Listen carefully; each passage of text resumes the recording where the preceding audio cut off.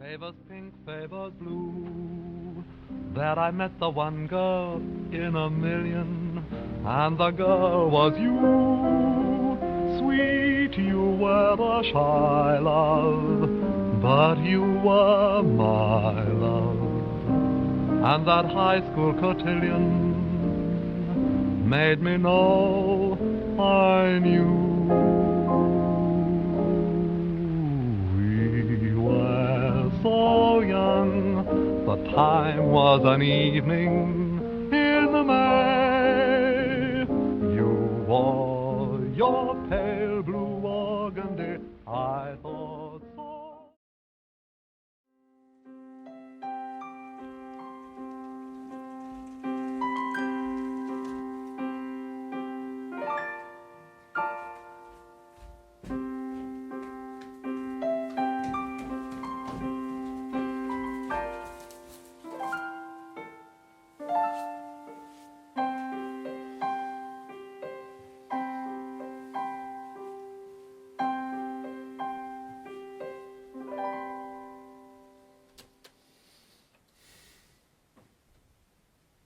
Do you come here often? No, I thought not. You don't look the type.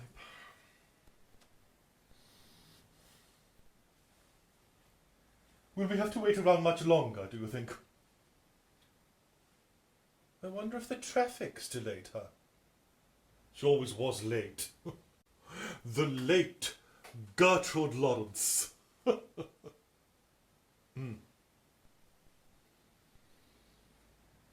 No, I'm sorry, but I must insist you let me get a word in. You're such a chatterbox. Do you like this line of work, then? Salary decent? Double time on Sundays, I expect.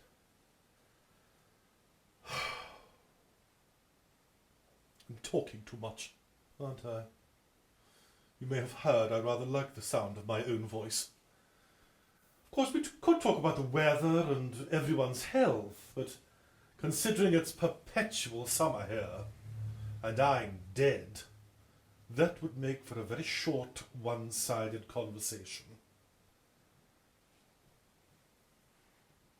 Isn't there a bell you can ring or something?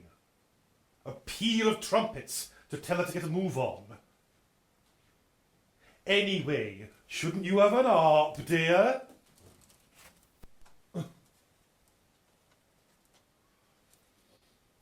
Gertrude and I were cast as angels when we were children, you know. When I first met her, she confided in me that her name was Miss Lawrence, but I was to call her Gert. She gave me half her orange and told me some dirty little stories. There was one time we were so bored, we stuffed ourselves with peppermints, and when the curtain rose, the audience was treated to a vision of two little angels vomiting spectacularly.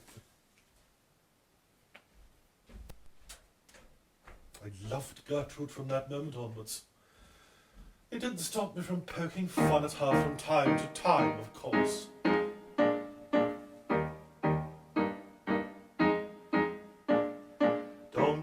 Daughter on the stage, Mrs. Worthington. Don't put your daughter on the stage. The profession is overcrowded and the struggle's pretty tough. And admitting the fact she's yearning to act, that isn't quite enough. She has nice hands to give the wretched girl her due. But don't you think her bust is too developed for her age? I repeat, Mrs. Worthington, sweet Mrs. Worthington, don't put your daughter on the stage.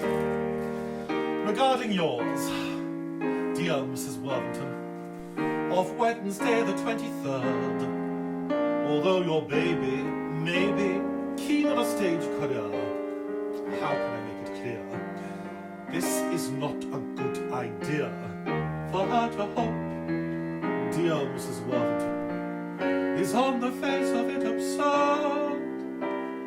Her personality is not, in reality, exciting enough, inviting enough for this particular sphere. Don't put your daughter on the stage, Mrs. Worthington. Don't put your daughter on the stage. She's a bit of an ugly duckling, you must honestly confess. And the width of her seat would surely defeat her chances of success. It's a loud voice. Though it's not exactly flat, she'll need a little more than that to earn a living wage. On my knees, Mrs. Worthington. Please, Mrs. Worthington, don't put your daughter on the stage. Don't put your daughter on the stage, Mrs. Worthington. Don't put your daughter on the stage. Though they said in the school of acting she was lovely as Peer Gynt, I think on the whole an Angela role might emphasize her squint. She's a big girl. Though her teeth are fairly good, she's not the type I ever would be eager to engage. No more buts, Mrs. Worthington. Nuts, Mrs. Worthington. Don't put your daughter on the stage. Oh, started without me, I see, dear. Let's just say I was vamping till ready, shall we, dear? Shall we? Mwah. Mwah. Mwah. Oh, you. Mwah. Darling, it really has been an age, Yes. hasn't it? Do you think the man upstairs has been keeping us apart in case we cause trouble and lead everyone astray? Do you think we've been brought here for a reason? Actually, I'm not entirely certain where here is. What here? This English country garden? Why, it's Purgatory, of course, my dear. Oh, well, I see the man upstairs has a sense of humour, then. Oh, dearie, don't you look smart? I bet that outfit's a bugger to clean, though. Shouldn't you have an op? Yes, I've done that joke already. Oh well. Better getting it twice than not at all, that's what I always say. Anyway, I'm here now, and you simply must fill me in on what I've missed. Tell me everything that's been going on with you, and of course, how much you've missed me. Oh, I haven't had time to miss you. The larks I've had here, you've no idea. The angels are forever popping in asking me to write skits for their amateur dramatic society. I host a regular cabaret evening. Oh, and the Holy Ghost, always popping by, begging for a new theme tune. Really, dear? Of course not. Oh, It's been unbearable. Never-ending rounds of tea and cucumber sandwiches, and cocktails at 6. It gets somewhat tiresome after the first decade. Well, anyway, I'm here now. Why am I here, exactly? I'm not entirely certain, Gert. I was told to expect you this morning, but you still managed to be late. Do they have mornings here? Oh, yes. Constantly. You have a message from God. A telegrammatical message for me, dear? Oh, how divinely delightful. No, it's a text. Oh, what? A text. It's like a telegram. Oh, never mind that. Oh, it is from God. And what does he have to say for himself? Let's have a look. Dear Noel and Gert. Oh, is that not a little informal? I was expecting a bit more ceremony, but there you go. Dear Noel and Gert, lovely to have you here. Hope you've settled in nicely. I've brought you here because TBH. What's TBH? To be honest. Oh, yes, of course. To be honest, I wasn't entirely certain what else to do with you. Oh, you have a lot of good points, but you also have a myriad of bad ones, and I was far too busy sorting other things out. So I thought I'd let them decide for me. Them? Oh, hello there. Good God.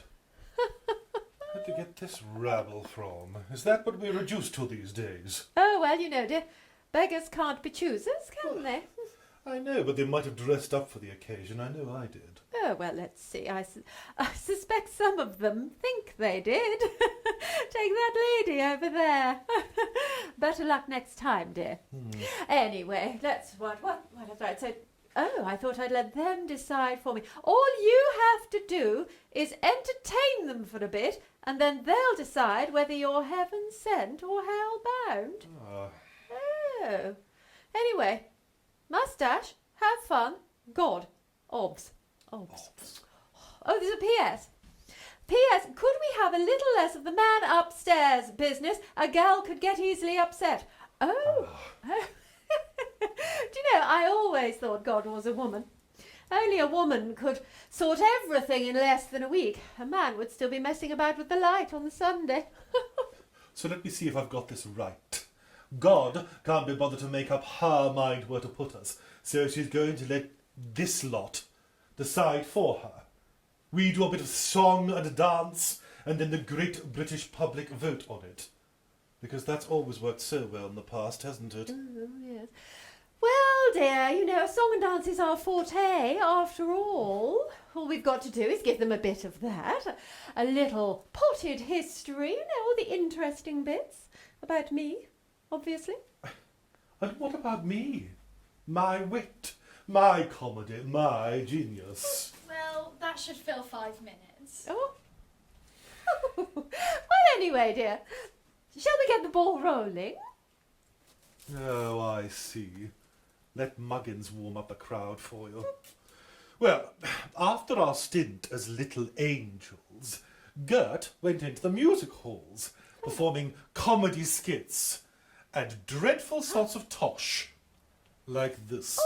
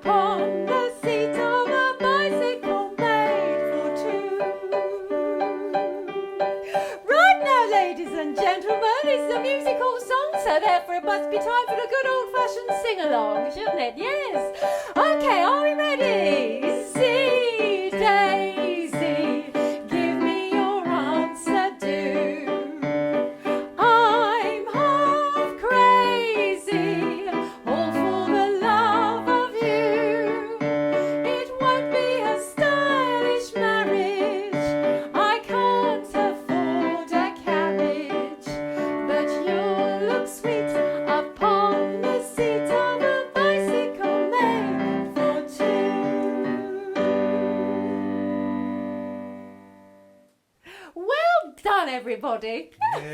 Yes. That's enough of that nonsense. Well, whilst Gert was doing that, I had started acting, and then I started writing. Turned my hand to short stories, a bit of cash for fags and gin. And then I started writing plays, and since I couldn't think of anyone better, I'd act in them too. One tart reviewer noted that Mr. Coward has a sense of comedy, and if he can overcome a tendency towards smartness, he might produce a good play one of these days. What a terrible old queen she was. Anyway, in 1923, Gert and I performed together again in a little review I wrote called London Calling. I penned this little number for Gert.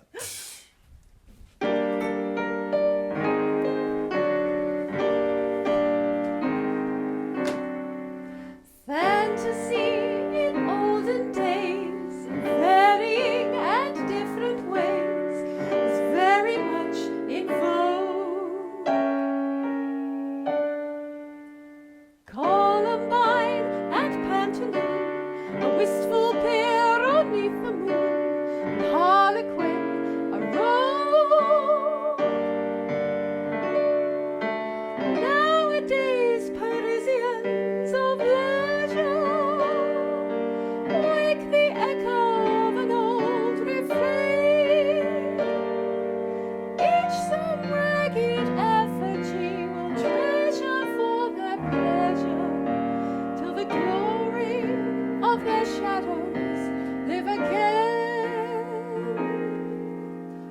Parisian Pierrot, society's hero, the lord of the day, the Rue de la Paix is under your sway. The world may flatter, but what does that matter?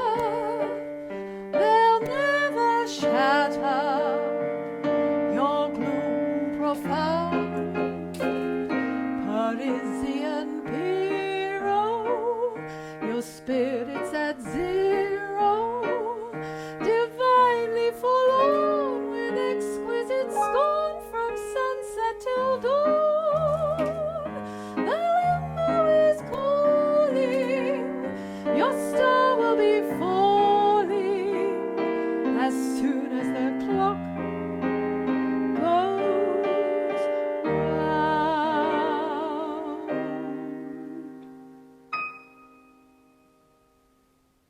And then off you went to America with the show, but without me. I stayed behind in London, performing in my own play, The Vortex. Oh, I missed you terribly, darling. But at least I had Bea to keep me company.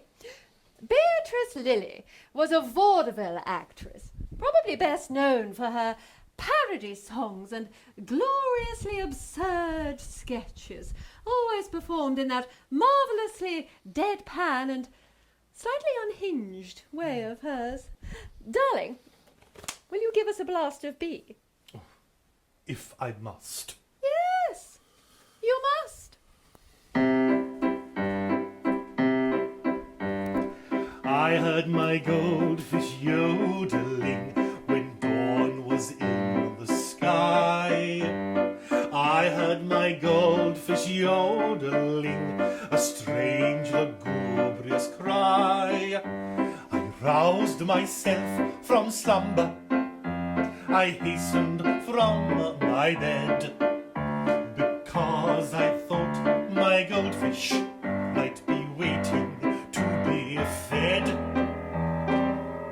But it wasn't. I heard my goldfish yodeling in the hazy heat of noon.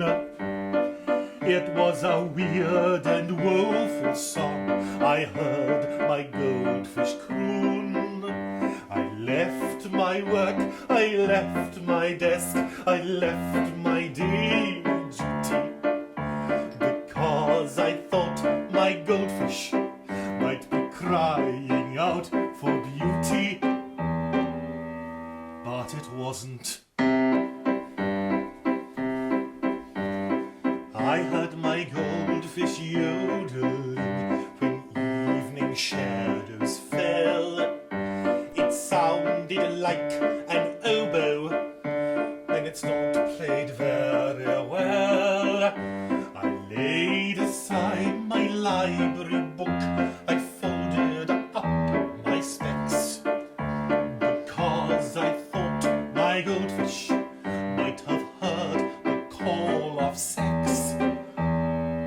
But it hadn't. I heard my goldfish yodeling when midnight rang the chime. I heard my goldfish yodeling just one too many time.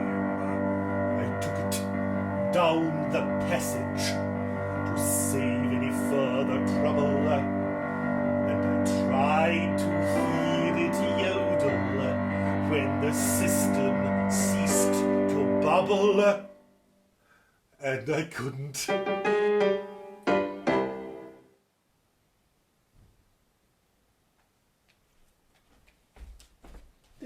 Thank you. No, don't do. What are you doing? Don't do that. Oh! Well, anyway, our little review was such a huge success that off we went on tour of the States and Canada.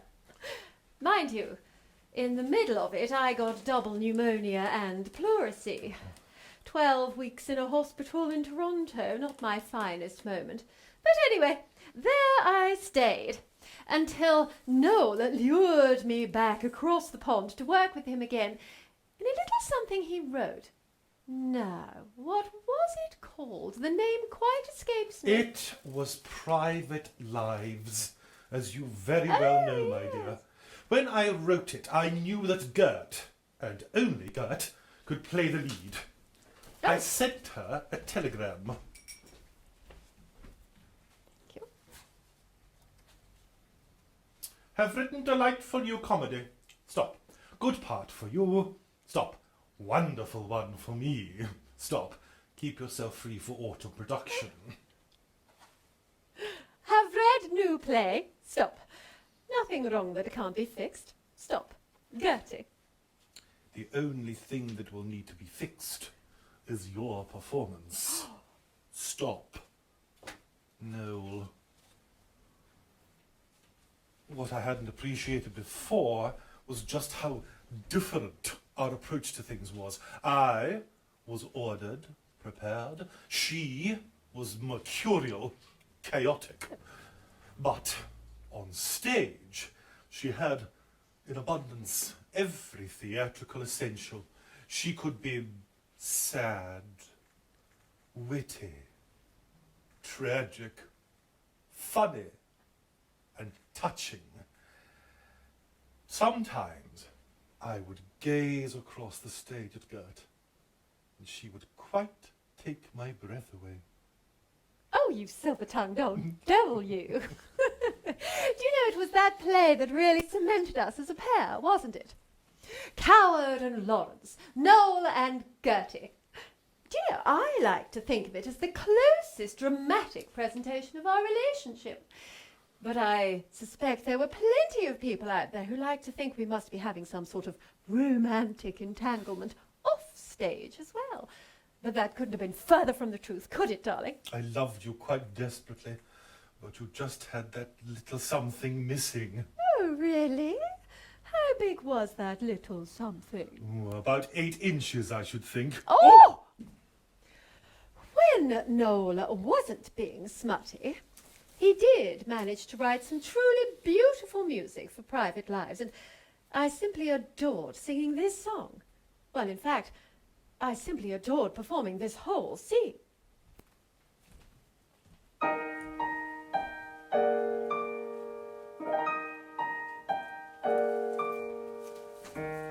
What are you doing here?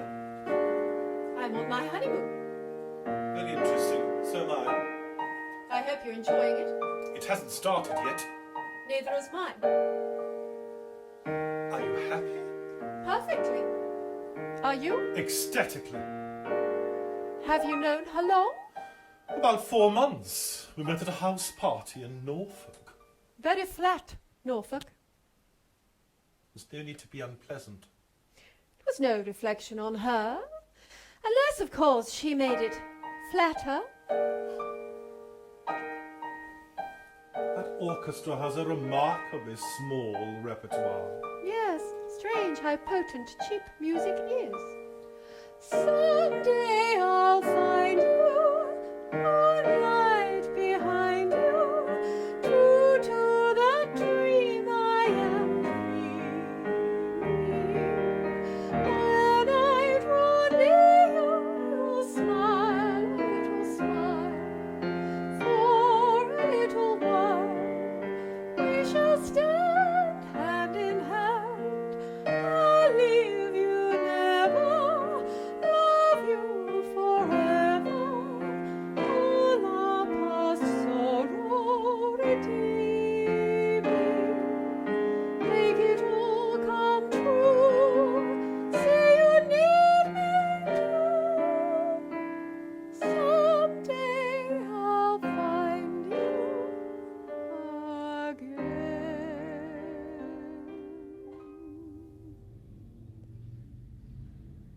You always had a lovely voice, Amanda. Thank you. What have you been doing these last years since we... I went round the world after you and I. Yes, of course.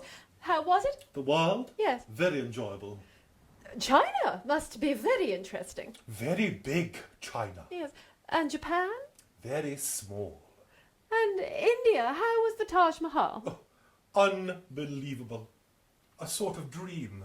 That'd be the moonlight, I expect. Of course, you saw it in the moonlight. Yes. Moonlight can be cruelly deceptive. And it did look like a biscuit box, did it? You know, I've always thought that it might. You're looking lovely in this damned moonlight, Amanda. Your skin is cool and clear, and your eyes are shining, and you're looking lovelier and lovelier every second as I look at you. You don't hold any mystery for me, my darling, do you mind? There isn't a particle of you that I don't know, remember, and want. Thank you, my sweet. Someday I'll find you, moonlight behind you, true to the dream I am dreaming. When I draw near you, you'll smile a little smile. For a little while we shall stand hand in hand. I'll leave you never, love you forever. All our past sorrow redeeming, make it all come true. Say you need me too. Someday I'll find you again.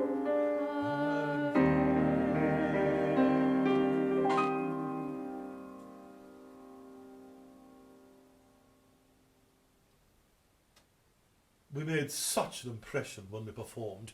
People thought we were constantly working together. But really, we only ever performed 3 plays together. Yes, just 3. Mind you, our next outing, tonight at 8:30, was really a series of 10 one-act plays. Yes, 10, because Noel never likes to do anything by halves. You really do know how to make it easy on a girl, don't you?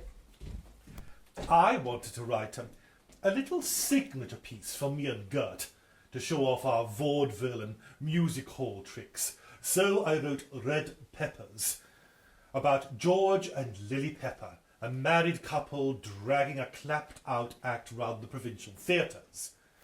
Now, I think it takes a certain amount of aplomb to be good at performing badly. And I think Gert and I pulled it off magnificently.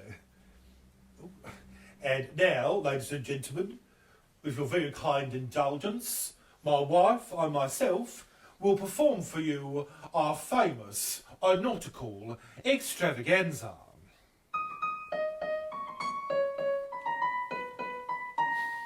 La la la la la la la la la la la la la la. What shall we do with the drunken sailor? So the saying goes. We're not tight, but we're none too bright, great Scott. I don't suppose we've lost our way, we've lost our pay to make the thing complete. We've been and gone and lost the blooming fleet. Has anybody seen our ship? The H&S Peculiar. We've been on shore for a month or more, and when you see the captain, you should get what for. Heave ho, me hearties, sing glory, hallelujah. A lady bold as she could be, pinched our whistles at the Golden Key. Now in between the devil and the deep blue sea, has anybody seen our ship?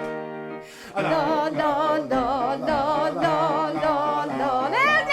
Oh, shut up, shut up, shut up. Ian, can I ask you something, please? What is it?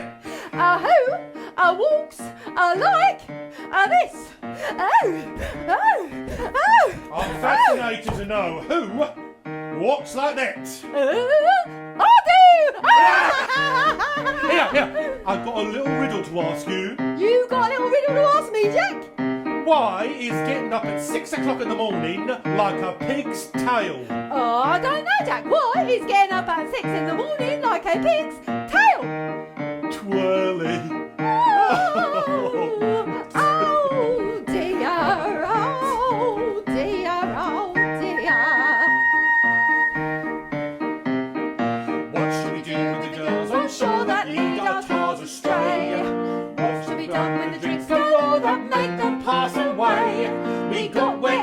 our first 4 beers, after that we lost control. And now we find we're at the blinking pole. Has anybody seen our ship? The HMS disgusting, with 3 guns aft and another one forward, the promise to fight for the next World War. Heave ho, me hearties, The quarter deck needs dusting. We had a binge last Christmas year, a nice plum pudding and a round of beer. Then the captain put his cracker and we cried, oh dear, has anybody seen our ship? Has anybody seen our ship? The HMS Suggestive. She sailed away across the bay and we haven't a smell since New Year's Day. Heave ho, me hearties, we're getting rather restive. Pulled our money, spent a lot, the world forgetting while the world forgot. Now we haven't got a penny for the you-know-what. Has anybody seen us? Anybody seen us? Anybody seen our ship? well, it would seem that one can get out of breath even in the afterlife. I may need to go and rest under a gin, dear. What a marvellous idea.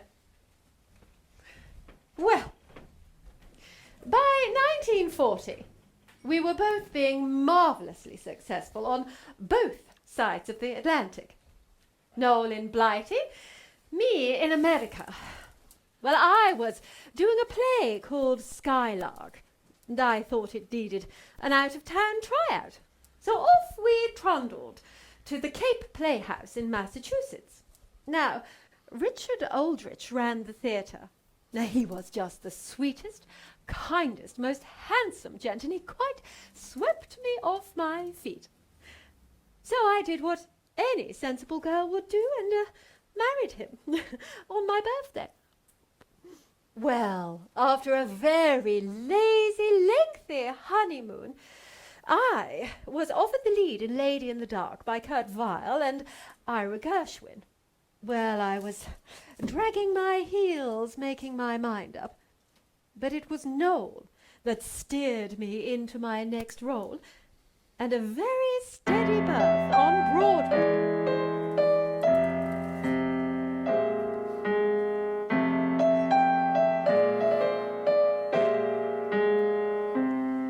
My ship has sails that are made of silk. The decks are trimmed with gold, and of jam and spice there's a paradise in the hold. My ship's aglow with a million pearls, and rubies fill each bin. The sun sits high in a sapphire sky when my ship comes in. I could wait 30 years till it appears one fine day, one spring. But the pearls and such, they don't mean much if there's missing just one thing. I do not care if that day arrives, that dream need never be. If the ship I sing doesn't also bring my own true love to me.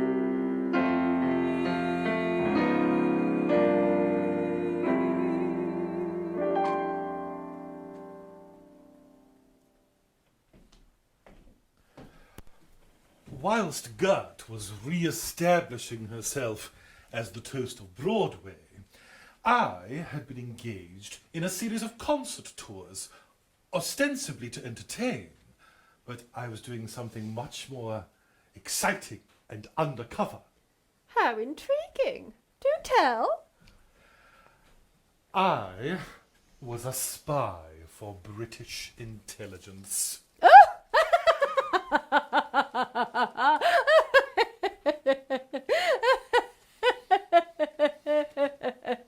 He's being serious, isn't he? My disguise was that of a merry playboy, a happy idiot. People would tell me all sorts of things, and there I was, gathering intelligence and sending documents all over the world. I could have made a career of espionage, you know. Oh. So are you telling me you could have been quite good at the spying work, darling? I was offered a high-profile job, but Churchill put the kibosh on that. He told me I should stick to entertaining people and writing plays. So I took the old bulldog's advice and rattled Blythe's spirit off in 5 days and realised he may have had a point. I don't quite know what to say. My career sounds terribly, well, shallow after all that. Why couldn't I have done something like that? Because you're terrible at keeping secrets, Gert. Oh! One pink gin and you'd spill the beans. Oh! Thank you. Thank you. Not Not you. Besides, you were doing what you do best, being simply marvellous. And still being marvellously in love with my darling Mr. A. He'd enlisted in the Navy during the war, and of course I had a standing arrangement to entertain the troops back in Blighty. So, off I went, and then on to France, and then the South Pacific. So I suppose you could say that we both did our bit for the war effort. Couldn't you, darling? Oh, don't be a grumpy, Gert. Oh. These theatrical types. Anyway, Love's dart had well and truly struck me by the end of the war.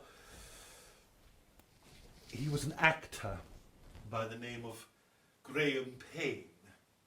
He'd been a bit of a sort of a protege of mine, on and off, over the years. Ever so sweet and attentive. I was besotted with him, and would be until the day I died. I met him at a party just a couple of years ago. He was rather of a hearty and ridiculous,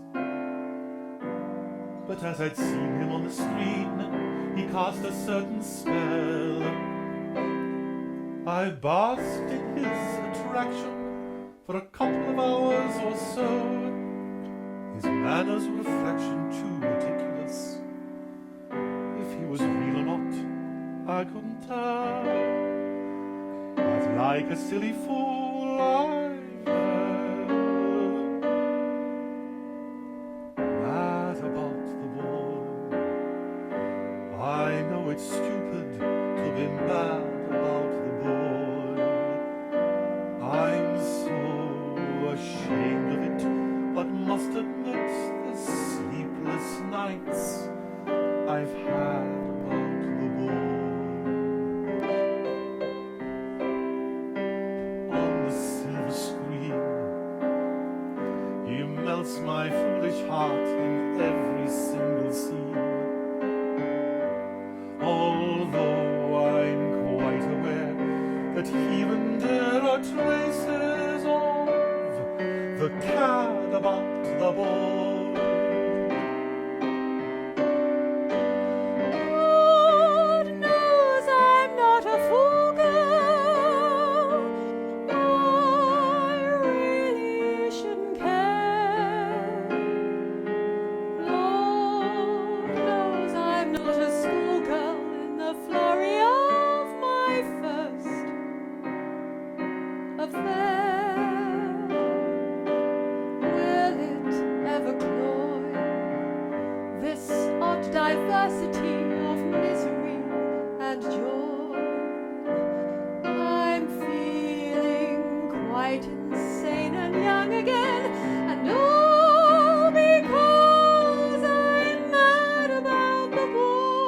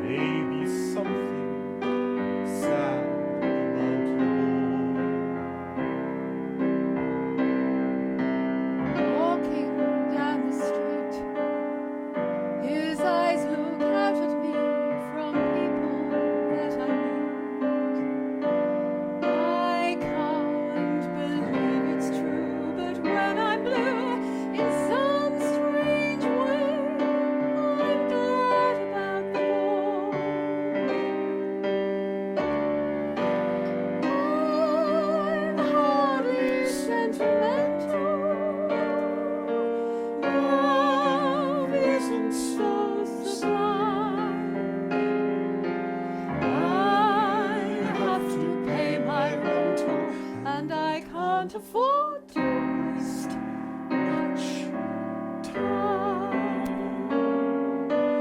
If I could employ a little magic that would finally destroy this dream that pains me and it chains me, but I can't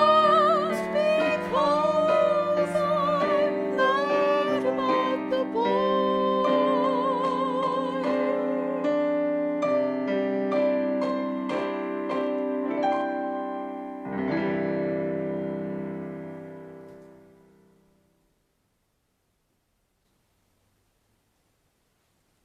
Meanwhile, I was busy looking for my next project, and you know, it pretty much landed in my lap.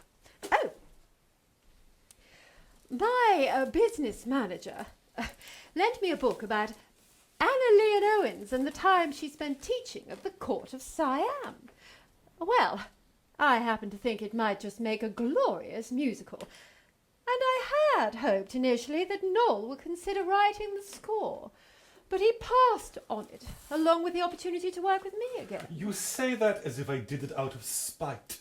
You know perfectly well I was writing my own shoes. Oh, thankfully I did manage to find someone who was up for the job.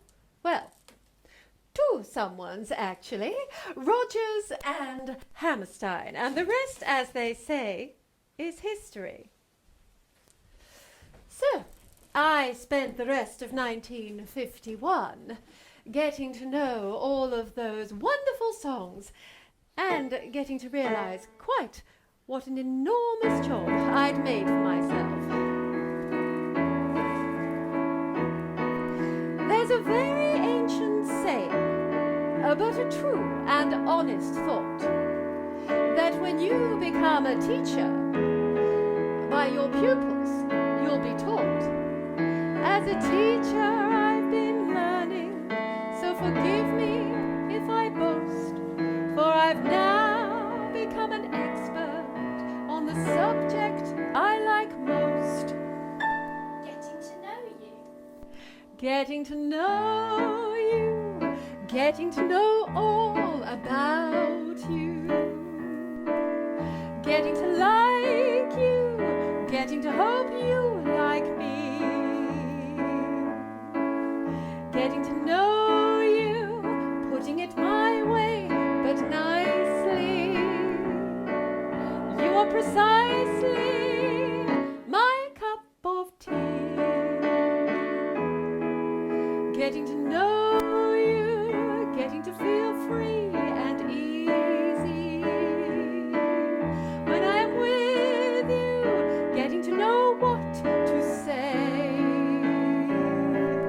Haven't you noticed? Suddenly I'm bright and breezy because of all the beautiful and new things I'm learning about you day by day.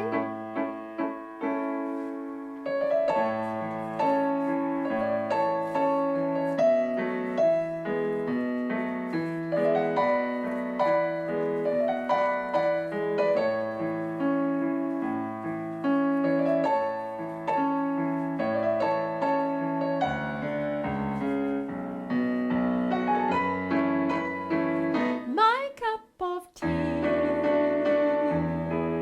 Getting to know you, getting to feel free and easy.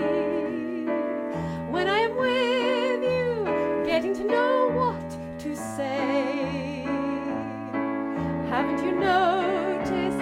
Suddenly I'm bright and breezy because of all the beautiful and new things I'm learning about you day by day.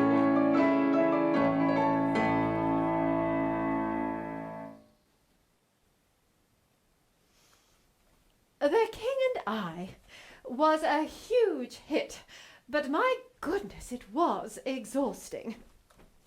I had to take some time off from the show and have a rest. But Oh, I never really got better. I collapsed backstage at a matinee. I spent a few days at home and then was admitted to the New York Presbyterian Hospital. And I never left. Gert died of liver and abdominal cancer on September the 6th, 1952. 5,000 people lined the intersection of East 55th Street and 5th Avenue on the day of her funeral. She was buried in the champagne-coloured gown she wore for Shall We Dance each night in The King and I. She was the first person they dimmed the lights for on Broadway. And I never got to say goodbye.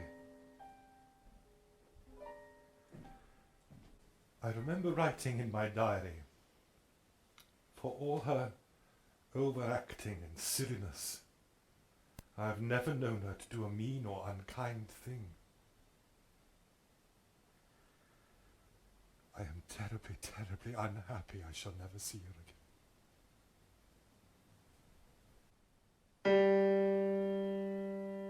To begin with, if you please, sing a scale for me.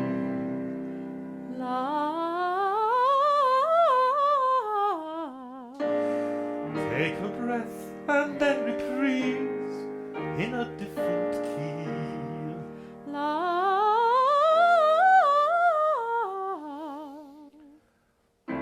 All my life I will remember knowing you, all the pleasures I have found in showing you the different ways that one may phrase the changing light and changing sea, happiness that must fly, memories that must die, melodies that must fade, dusty and forgotten by and by.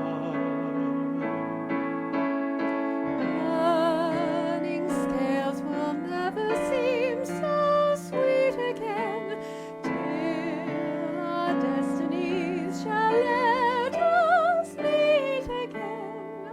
The will of fate may come too late, when I'm recalling the hours we've had.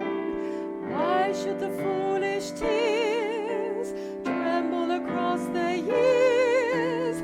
Why should I feel so sad, treasuring the memories of these days? Always I'll see you again whenever spring breaks through again. Time may lie heavy between, but what has been is past forgetting. This sweet melody across the years will come to me. Though my world may go awry, in my heart will ever lie just the echo of a sigh.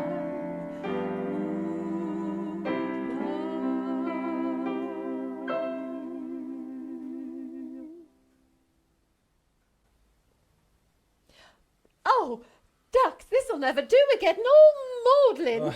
Oh, dear. So, I died. Yes. Everyone missed me terribly. Were there any tributes to me, darling? Oh, oodles, my dear. They even made a film about you. Oh, how divinely delightful. Who played me? Julie Andrews. Oh, never heard of her. And how did you get along without me, darling? Be fair, dear. I'd got used to being without you. I mourned you, of course. I missed you. And every time I wrote something new, I always heard your voice first. All my hit plays were behind me now. Oh, don't say that, Noel. My dear, if there's something that death and the afterlife give you, it's a sense of perspective. Well, yeah. Anyway, in 1955, my Las Vegas cabaret act was televised, and by that point, I'd been around for so long, they started reviving all my old plays. I was frightfully flattered, of course, but when one is known for one's wit and sharp mind, the day those things start to fade is the day you take stock. I'd been having trouble remembering my lines, and I retired before it got the best of me. Noel died of heart failure at his home in Jamaica on the 26th of March 1973. Had I been around to mourn him, I think I may have shed more tears than he would have cared for. Oh, ducks are getting all maudlin again. Come on, ducks, let's pull ourselves together. Let's give them one last number before they send us to our eternal abode. Oh, which one, dear? Perhaps a comment on the world today. You know, quite for no reason, we're here for the season and high as a kite, living in era with Maud at Cap Ferra, which couldn't be right. Everyone's here and frightfully gay. Nobody cares what people say. And the Riviera is really much queerer than Rome at its height. On Wednesday night, I went to a marvellous party with Nunu and Nada and Nell. It was in the fresh air, and we went as we were, and we stayed as we were, which was hell. Poor Grace started singing at midnight and didn't stop singing till 4. We knew the excitement was bound to begin when Laura got blind on Dubonnet and gin and scratched her veneer with a Cartier pen. I couldn't have liked it more. I went to a marvellous party. We didn't start dinner till 10. And young Bobby Carr did a stunt at the bar with a lot of extraordinary men. Dear Barbara came in with a tortoise, which shattered us all to the core. The Grand Duke was dancing a foxtrot with me when Cyril ran in, screamed fiddle-dee-dee, ripped off his trousers and jumped in the sea. I couldn't have liked it more. I went to a marvellous party. Elise made an entrance with me. And you'd never have guessed from her fisherman's vest that her bust had been whittled away. Poor Lulu got fried on Chianti and talked about esprit de corps. Maurice made a couple of passes at Gus. And Freddie, who hates any kind of a fuss, did half the Big Apple and twisted his truss. I couldn't have liked it more. I went to a marvellous party. I must say, the fun was intense. We all had to do what the people we knew would be doing 100 years hence. We talked about growing old gracefully, and Elsie, who's 74, said, A, it's a matter of being sincere, and B, if you're supple, you've nothing to fear. Then she swung upside down from the grand chandelier. I couldn't have liked it more. Well, I think it must be time for trial by jury. Oh, dear. I believe some of our virtual voters are ready to send us to heaven or hell. Oh, goodness. Yes. Well, dears, all you've got is about 10 seconds to send us a little message there, and all of your votes, whether we're going to heaven or hell, will appear as some sort of a marvellous telegrammatical message on our wonderful angel's device. Anyway, counting down, that time's probably all about up, I would think. Well, that's all so sophisticated and technological, isn't it? You'd never guess the budget went on the frock. Anyway, hopefully you've all voted now. Darling, right. Oh, looks like it's heaven for us, dear. At least we'll be together and the weather will be pleasant. I do hope it'll be wonderfully serene. Yes, full of divine people and sophisticated cocktail parties. You have a message from God. Oh. Right, yes it is. Oh dear. What did she say? There's no gin in heaven. Oh, balls!